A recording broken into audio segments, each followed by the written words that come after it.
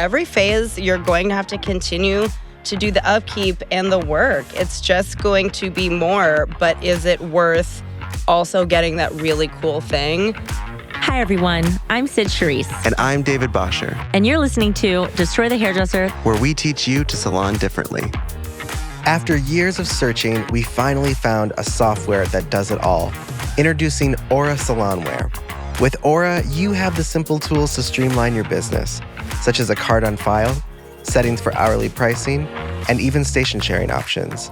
Implement communication boundaries with clients by interacting directly through Aura. Finally, a software that takes your business as seriously as you do. If you're interested in this type of profit maximization, visit aurasalonware.com/DTH to receive special discounts and promos. As a hairdresser, I know the struggle of managing your back bar, and that's where our friends at Salon Scale come to play. While you weigh your products with their app, Salon Scale automatically tracks your products used, making inventory management a breeze. Not to mention, they also save your formula. They are a digital solution for back bar management, and they really make it easy. You know we're both big on knowing your numbers, and Salon Scale does just that. Visit salonscale.com/DTH and use the code DTH10 at checkout for 10% off your first year. So we have yet another coach on our podcast that I'm excited to talk to. One of the funniest people. The one and the only. On our team. Oh, gosh, guys. Jaime Pamplemousse. Hi. Jaime, tell people your last name and let's start there with that journey. So it is Poppenfuss. It does look like Pappen Fuss, and it is very confusing. And my husband's last name is Stalker, so that was certainly not an option. So I'm really cashing in on the Poppenfuss empire, which is, I feel like, German for paper foot, which means my ancestors were fearless male people. So I'm representing them. Male delivery people? I'm assuming German mail delivery people. I don't know what the De La Garzas were doing. Something other than that. I've been trying to get her to really embrace Jamie Pop as her stage name. And well, I influenced her to, I think, use Poppenfuss. Yeah, I was testing it and out. And I anti-influenced that. How it works. It's so long. It's People so long. Will type it it's in like when we were trying to be the Trichology Project, you know and then we made it worse. The Vanderbilts. Yeah. Okay? Vanderpumps. The Kennedys. Vanderpumps. The Vanderpumps. The Vanderbilts. The Poppenfusses. Vanderbilt. Poppenfuss. I don't see a problem. Kennedy. Yeah. With it. We're just really. All right, maybe really we reevaluate. Maybe we have a discussion about this. So, Back to the Jay, drawing board. Let's start at the beginning like we do with everyone. How did you find Destroy the Hairdresser? And what was your experience like trying to first become a student?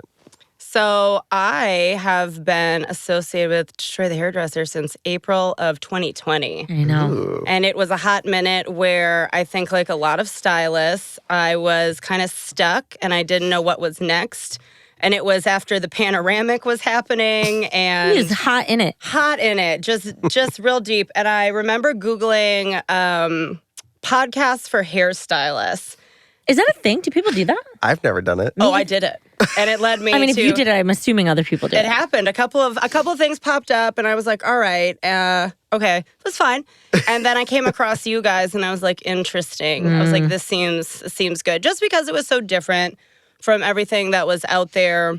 It wasn't quite that boss babe hustle culture energy. Yeah. So I was like, good. And I love therapy. So emotional intelligence, I was like, great. You're like, this is up my alley. This is fantastic. And I It's funny that you see us that way. Because I don't think that's how people see us. I love it. Well, that's how we knew she was for us. Yeah. I was like, emotional intelligence? I want to talk about feelings, your feelings, my feelings. All of the feelings. I've got a lot of feelings. So I scheduled my discovery call, and I got launched into it. And it was so good for, especially being on my own when the world was just on fire. And then kind of to help shift me to looking at what I do as more of a artist who has people, hiring me to work art on their hair and treating it like that instead of working like beauty school dropout. You know what I mean? Yeah. Like that whole take whoever comes in and take the kids' cuts and the perms and sell the stuff. So it was so different. And I just fell in love with it. And I just became obsessed with it. And I just started applying the things and it started working out. And I was like, wow, look at this. You're like, oh, it works. Oh, I will never, I had the pleasure of being able to coach you prior to you becoming a coach. And I will never forget, it's ingrained in my brain. I don't know why. There's a few of you like that. I remember our first call. Like I remember where I was standing. I remember everything, right? It was there because your reaction stuck in my brain. But I remember you telling me what your price point was. And I was like, by next week, I want you to raise it to this. I don't remember the actual numbers I made you. You probably do. Yeah. I think it was 150. It was 150. And at the time you were maybe 80. Yes, you were $80 an hour. I was like, you want a balayage with a root drop and a haircut and for $150, girl? Yes, and I was like, you need to be. And I remember I could feel you through the phone of just like, I really thought she didn't quit. Yeah. But I knew based on everything she was telling me, if she didn't do that, she was going to go under based on your current business. 100%. And then you did that the next day. And I was like, she's with us forever. And you instantly started making more money. I also think it's important for people to know where you live because there's a strong association that type of money can't be earned in smaller towns. 100%. And I'm in the Midwest. I'm in Appleton, Wisconsin. And I mean, while it's not podunk, small one-horse town, it's not big. New York City. It's no Chicago. It's no Chicago. And it very much, I see it all the time where people are like, how much do you guys charge where you are? And I'm always like, what does that have to do with anything? I know. That it's so bizarre to me because I do hear that's the excuse that people won't pay that. And I'm like, well, you know what? Somebody will, or I guess I'll just fail.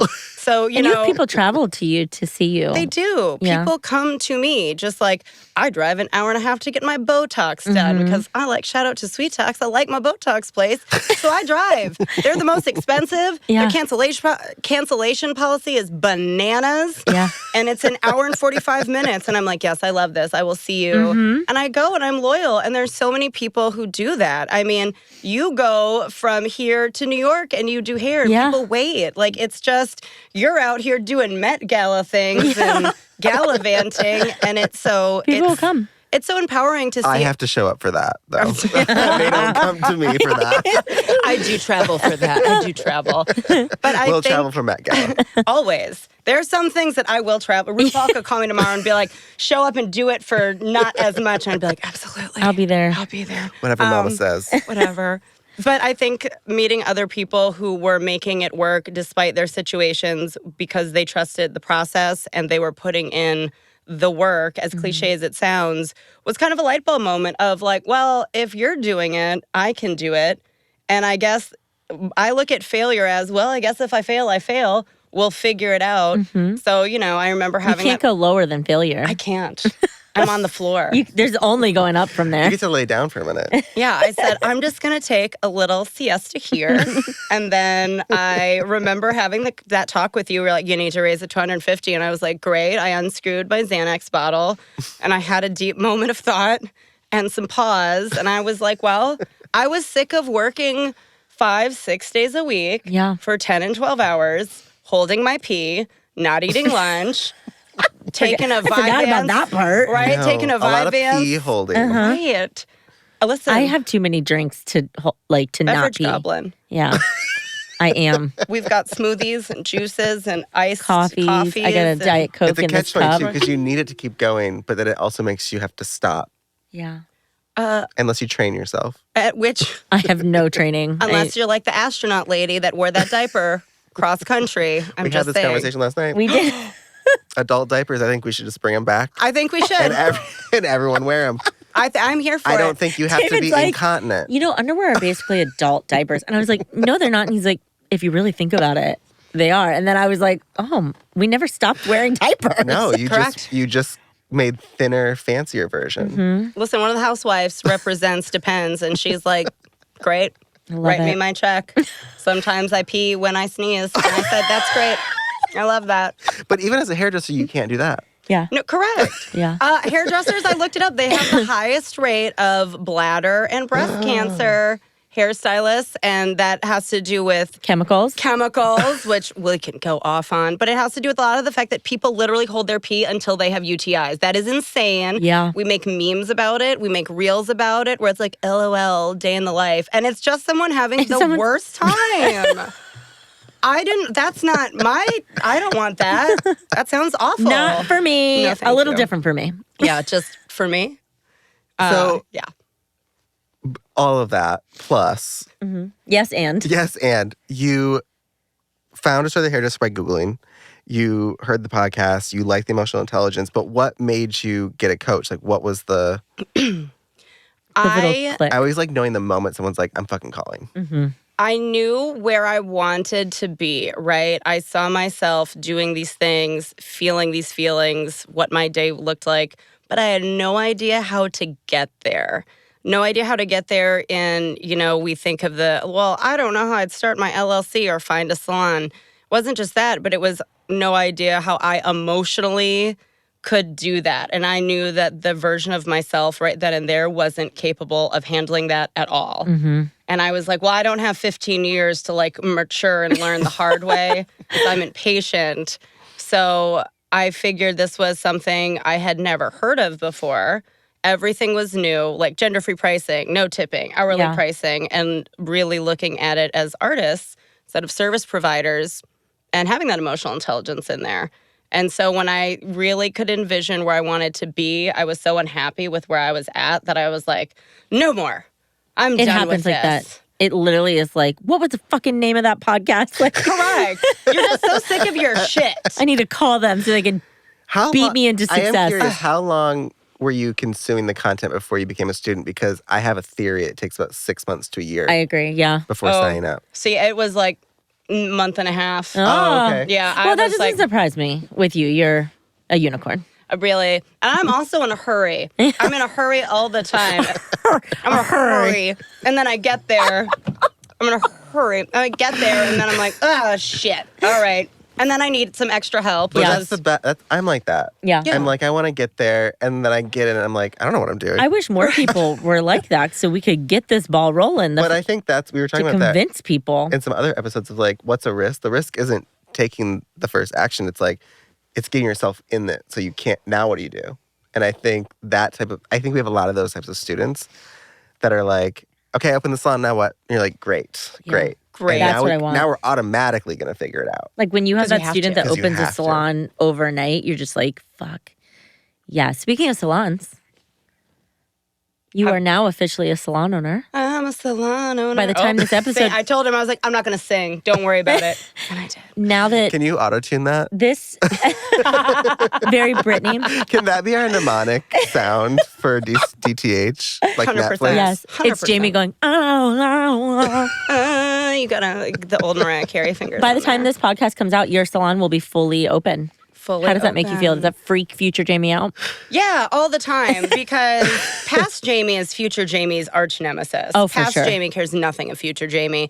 But in this instance, and I said to Cyd last night, because Cyd and David still coach us, I said, it feels like I am splitting apart, higher Jamie is leaving behind past Jamie. And it's a handshake. I'm like, thank you so much for getting me here.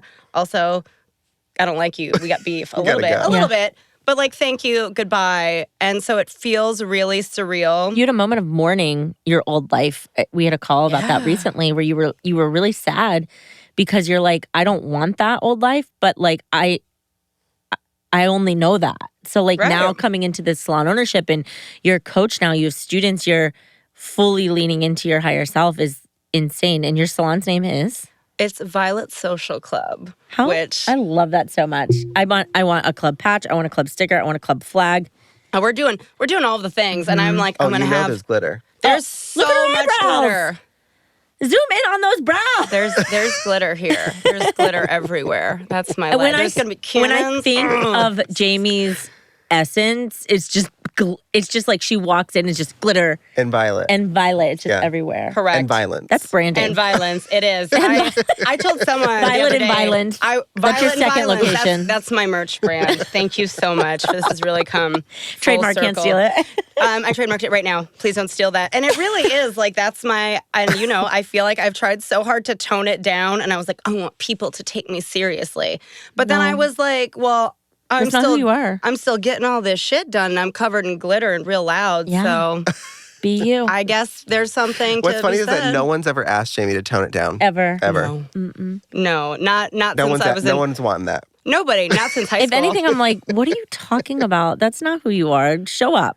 No, it's like when you go through that period after, well, not you two emo kids, after cosmetology school when you're like, I'm going to wear all black all the time so people know I'm serious. And then you're like, oh, I can wear color as a stylist. Yep. I did Like- wear color. I have a gray shirt on today. I wish I was more like Jamie. I wish I was more colorful, but every time I do, I'm like, no, Yeah. nope. We have trauma. I know. Even I From want to the be like, I wish I had like cool I also just hair, think and then I do black's- cool hair. I'm like, no. I Not think maybe for just me. a dream catcher earring. Yes. Maybe that's, I I think. had one of those when I had my Tegan and Sara mullet, and I should find the picture. It was real good. You guys looked like if you Googled 2010 and just, When David had his long hair. oh, And and his nefarious mustache. He looked like a youth pastor. It was so concerning. I looked like not only a youth pastor, but one from like, Harry Styles. You looked like Justin Bieber's youth pastor. yeah, I was going to say, what's that church called? Hillsong. Hillsong. Yes. I haven't watched that doc. No spoilers. No spoilers. Don't but you tell me. should. But I will. just saying. By the time this comes out, I will have watched it. I'll have a salon. You'll have watched it. Uh-huh. David will have that earring. Things are going to really be turning around. Destroy the Hairdresser will be called Salon Song. Salon song. Trademark. So we could laugh all day with the listeners are probably like, we don't get the inside I jokes. know. But I am curious. You I'm out became for a the student. advice. You jumped in really quickly. What was the hardest part of coaching? Oh, man. So my favorite thing is accountability, and I love to make people have it. And then when people or myself needs it from me, my insides shut down a little bit, and it breaks my brain, and I don't like it. And I become very pouty with myself. So overcoming your own bullshit is part of it. And nobody gets to have the success without overcoming the bullshit, unless you're a Nepo baby, and that's very cool for you, and I'm very jealous.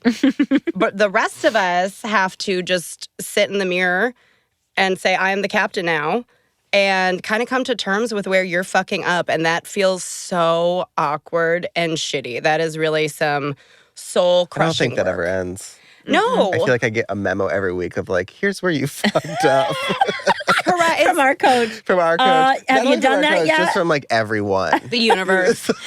The comment section on Destroy the Hairdresser is a good accountability measure. It really is, because I catch myself wanting to choose violence often, and that's the emotional intelligence. And I tell my students this. They're like, can I tell this person, this client, whatever? And I'm like, oh, yeah, you can. You just have to be prepared with whatever the fallout is. So Yeah. you can do whatever you want Right. if you're You want to prepared burn it for all the down, go consequence. for it, but Right. prepare for what comes next. Yeah. So when I want to be real sassy and tell people my hot advice, I have to check in and be like, is that a very elevated response? The leader I want to be. And it's not. So then I just take a moment, walk away. So the hardest part was like personal accountability. Absolutely. And what was the thing that you got that maybe you weren't expecting to get? I think how simple and how complicated it is to be successful, or whatever version of success looks like for you. You know, for people who listen to the podcast or Destroy the Hairdresser students, we talk about most desired feelings all the time. And it sounds like such an easy thing. I want to be successful. I want to feel satisfied. I want to feel impactful. That's easy, right?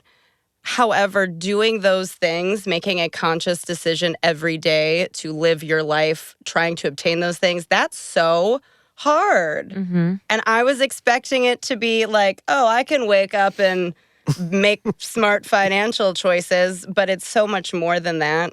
So I think once you take that little baby step of, I'm interested in this, it really, everything follows so quickly and you can't unlearn everything. Trickles down. Right, you can't go back. That's a big thing. I think Once can't go you back. know it.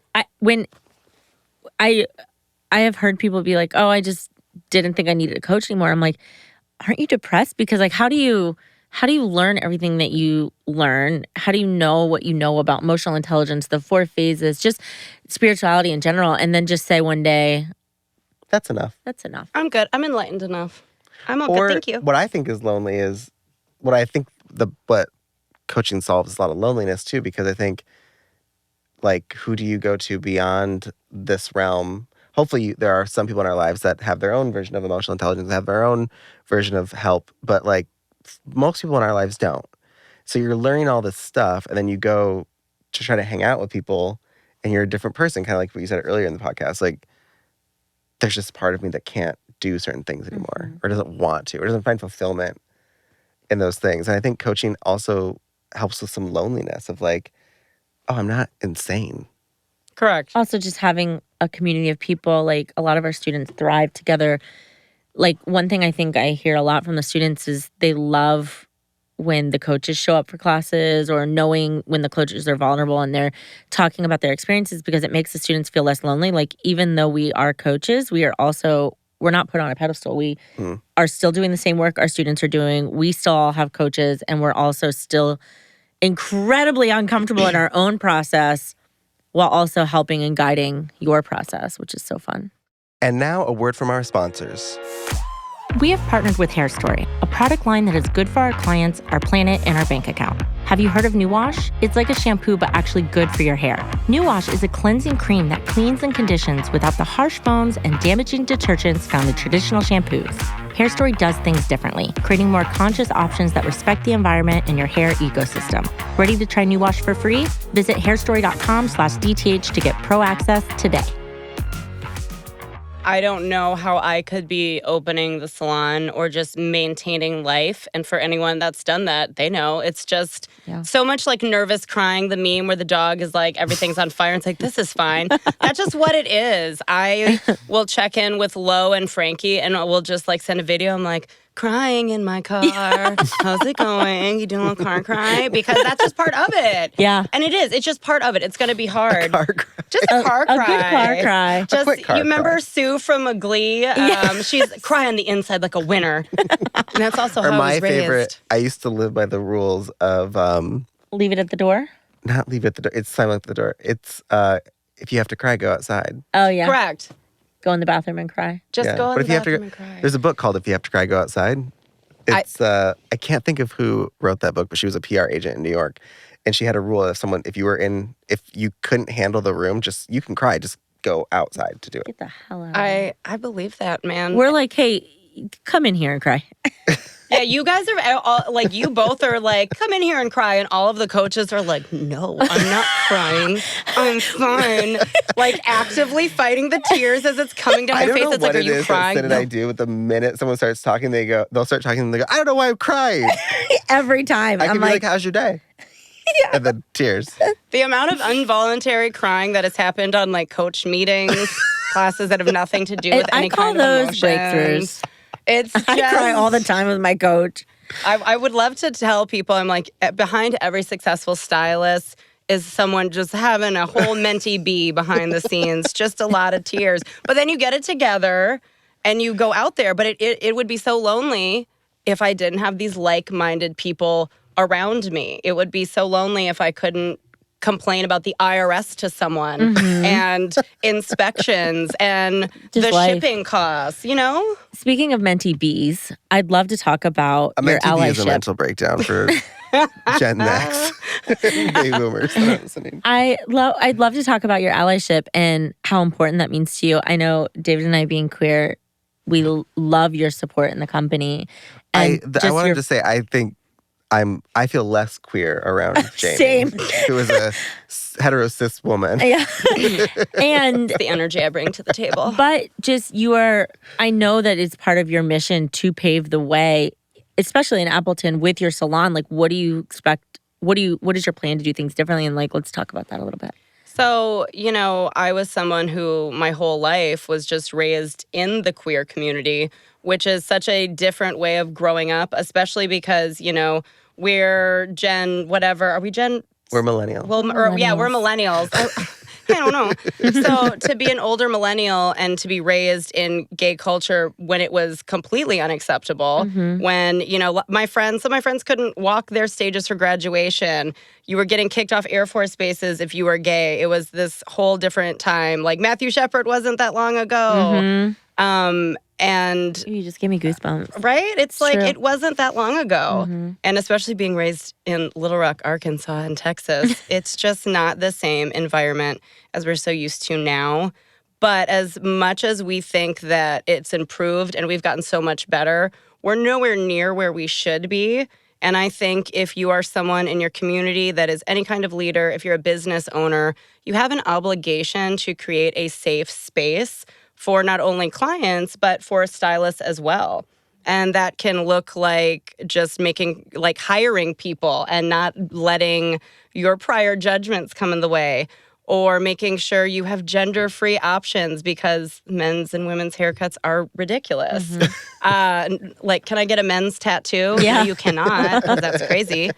So I want to make sure, because I am a business owner in my community and I love working in my community, I want to make sure I'm keeping that visibility and I'm showing up in the community. If I'm at the gay bars, I got to be at the gay protests, and I got to make sure that I don't getting think money you've for the missed a community. pride in Listen, 10 if years. you're drinking our alcohol, you better be marching in the parade. You're drinking those pumptinis. And again, I'm trying to get on Lisa Vanderpump's private jet, so it's really all the glitter and drag That's is for the that. main mission of the Violet Social Club right there. Correct. It really is. I'm just trying to take over one drag queen at a time. And I jokingly say all the time, all of my best friends and my child's uncles and godfather are gay men, not as fabulous as me.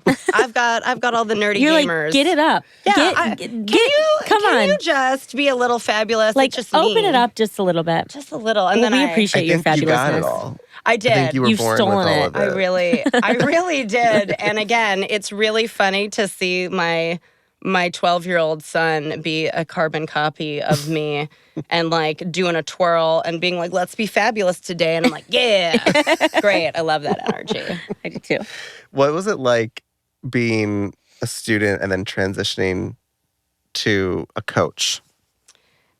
It was a lot of work in the sense of personal responsibility, because it is one thing if I am spending my own time, money, energy, effort on a coach. It's another thing if I wouldn't be showing up for someone who is putting that faith in me.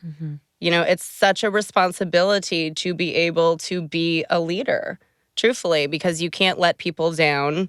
And you have to be a really emotionally sound person and make sure that everything you're saying is coming from a good and clear space. And you have to adhere to those rules that you are giving to other people. You have to work even harder than when you were a student. Oh, so much harder. I was like, man, all this stuff is going to come with some work. And it's a mirror that you'll say something to students, and I'm sure you guys get this. You'll say something to a student or something they need to work on. And you're like, you know what you need to think about? And then in my mind, I'm like, oh. My favorite is when my And so students do are I. experiencing things that I am avoiding on working on, and then I have to go do the work because that's the only thing that's going to help them without talking about it, overcome it. And the minute I'm like, we had a call recently, and Jamie was like, I have trouble asking for help. And I'm like, I'm realizing I might have that issue as well. So we're going to work on that together, coach and student. And it was great because then she felt more supported, and I felt like I could help her through my own self-work. And it's been, that's what coaching is right there. That's what true coaching is. If your coach is not doing that with you, like that self-reflection in their own work. Yeah, it's not about pretending they know it all. They're not a real coach. Well, I would feel so annoyed if someone was like, you need to do it like this, because I do it and it's very simple and very easy. And I think that we get confused because we think when I get this, then I will feel happy and I will feel relief. But really, when I get here, there's just more stuff. Right. It's more manageable. You're stronger. Your vessel is bigger and you're equipped to carry the stuff. But it's never just going to wake up and be super simple. And that's a thing that I think people have to realize is every phase you're going to have to continue to do the upkeep and the work. It's just going to be more. But is it worth also getting that really cool thing? So I think for me to have, and you guys and the other coaches and my students, someone to say, I know this doesn't feel great, but it's going to feel a lot better at some point. I just need you to trust me. And I can say to people, I have been in the shit with you. I was there. I've been in the trenches. I've been in the trenches. I get it. I was holding my pee. I wasn't making any money. I worked at a hair place that shall not be named. But it was a big one. And I remember getting my paycheck for 2 weeks and just being burnt out and dealing with weirdos. And it was like $275. And I was like, what? Yeah. What is this? And so I think you messed Not up. enough to pay for your bladder Anything. issues after Correct. That's the barely a kidney copay. stones. Yeah, that's a copay in a Starbucks, and that's about it. And I was just, In Appleton, Wisconsin, Yeah. not in New York City. No, not in New York. You can afford That's how much Starbucks costs in New York. Don't get a For venti. Starbucks. What was the one thing that you learned in coaching that was like, no, I'm not going to do that? Oh, man. There's so many.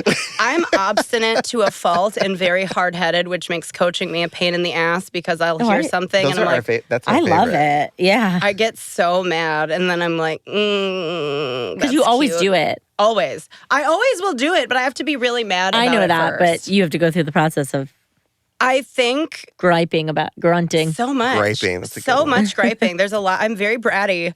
I try not to be, but I am. And I think the having to check in and be responsible to someone else was one of the hardest things I had to learn, like how to be a coachable human so I could coach others. That was really hard because we have such big egos where we think that we know what to do, or you would tell me to do something, or I would read something and I'd be like, yes, this, yes, and I would want to like put a little twist on it. Yeah. But the twist is because I didn't want to do the thing. So that's like a little move to get Cop out out. of it. Yeah, it was a cop out. I think a lot of smart students are like that. They can manipulate really quickly. That's from childhood trauma. Yeah, I'm like It's that. self-protection. No, but it's Let's like talk about I love when a trauma. student's like, oh, I did hourly, but then you like find out they did, but They didn't. not the way. Not They really. have 15, 30-minute markers. Yeah. I'm like, wait a minute. I'm like, and then you confront them, and they're like, "Oh, I know," and you're like, "So you didn't do hourly?" Yeah. No. Okay. And then they do it. Yeah. But I think really smart students, and I like that when students. I like when students do it because that's how I learn. Like, do it your way to then realize the way that we were trying to teach you originally was the best way. Was the original But solution. some people do it our way, and then they don't know that's the best way, and then they reverse. To feel Oh, that yeah. I pain. would rather them do it the wrong way first. Jack it all up. So that we can eventually get to the right way. But if you just trust me blindly and then you go backwards, now we're in a whole other. And I've had students do that. And I had a student turn their whole salon and their whole team into hourly, and the staff didn't like it. And without talking to me, went back within a couple days to a la carte. And I didn't know for like a couple months. And so I'm talking about Secret reactivity. it was not great. And I felt bad for them because I said, I'm not mad that you didn't do hourly. I feel bad that to work with me, you're going to have to do it. And that you're going to look stupid. Yeah. Like, you're going to look when you stupid could have now. just I was talked trying to to me. set you up If to she not would have look just stupid. talked to you, Now you got to do That this problem and would have been flip-flop solved. like silly goose. Don't you feel dumb? What's great is they did go back to hourly, and it worked, and it's great, and it's lovely.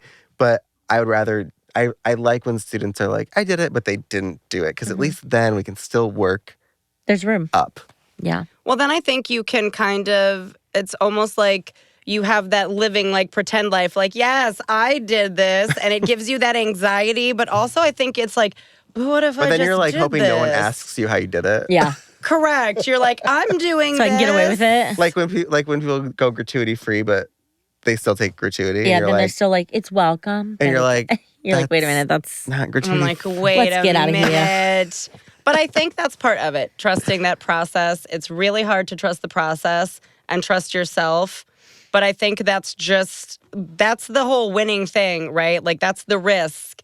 The risk is that you trust the process and you trust that if you listen to someone besides yourself for a second, maybe you will get the things that you've been chasing. Because if the way that you've been doing it isn't working, that was kind of my thinking. I want to stop trusting myself just a little bit and just include a different point of view in there. Oh, I would love just if honestly everyone else could really tell me if I could autopilot like the Tesla self-drive for like 3 months. Okay, these are not fight reactive systems.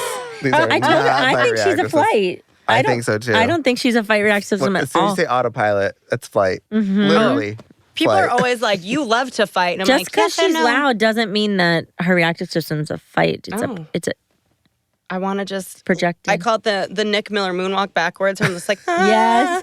And I just want to I want to go on autopilot. I revert. I'm so tired. My ADHD and like depression cocktail. When I have a ton of stuff to do, my body's like, I'm the most tired I've ever been. We should go to sleep for like 4 hours. But proactive Jamie is a beast when she actually like fights against that. Yeah, it's insane. I think that's how we have a salon right now. I say we. You opened it. Now it's it's all of our child. We're doing this. We're three men and a baby. It takes a village. It takes a whole village. What kind of students do you love working with the most? I love working with independents and salon owners who are tired of feeling stuck. I like working with people who want to... You like working with the exhausted. I like to work with the exhausted. Exhausted. Yeah. The sads and tireds. I like to I'm your girl. I'm for you. I'll pump you up. I like working with people who are tired of doing what they've been doing and they want bigger and greater things. I want people who want that really big jump in life. Because I'm here. Really I'm here for you. She's jumping with you. I'm jumping. What can people expect if they work with you? Some accountability. My favorite word. I'm going to make you do the things that you tell me you want to accomplish. And I'm going to remind you when you're not getting it done. This person, she will call you out. I've seen it. I will do it. Scratch your eyes out. I will. Talons of love. It's a lot of harsh. I call it my liberal boomer energy. And that's what you can expect because I come with it, the emotional intelligence and the therapy, but the realness of I really want people to be happy. You see their potential before they do. Right. And being happy is so fucking cool. Getting to live your life the way that you want to. So much better than not. So good. And I want everyone to experience that. I love that. Well, if you want to learn more about Jaime, you can go to destroythehairdresser.com/Jaime, JAIME. Phonetically correct. Poppin'Foos. Poppin'Foos. But just /Jaime. Just Jaime. And if you want to learn more about Destroy the Hairdresser, visit destroythehairdresser.com. And Jaime, thank you so much for joining us. Thank you. Thanks for having me, guys. Next time on Destroy the Hairdresser, the podcast, we're going to be able to be more human than we ever have been because it's freeing up tasks that are daunting and time-wasting.